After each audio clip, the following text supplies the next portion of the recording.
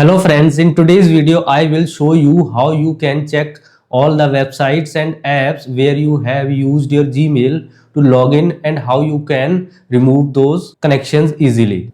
So let's start the video. My name is Dharamveer. Most scammers and hackers get access to your email through unsafe websites where you once used your Gmail to sign in. That's why it is very important that you do not use your email carelessly on random websites and you regularly clean these connections. Step 1. First, open Chrome or Safari and go to Google account. If you are not already logged in with your Gmail, it will ask you to log in. Don't worry, this is Google's official website and completely safe. After logging in, you will see the Google account dashboard. On the left side, you will see several options. Click on the option called third party connections or connections to third party apps and services. Step 2. Once you click on it, you will see a list of all apps and websites that are connected to your Gmail. Here you can also see the total count. For example, in my case, 39 apps and services connected to my Gmail account. Step 3. Now open each one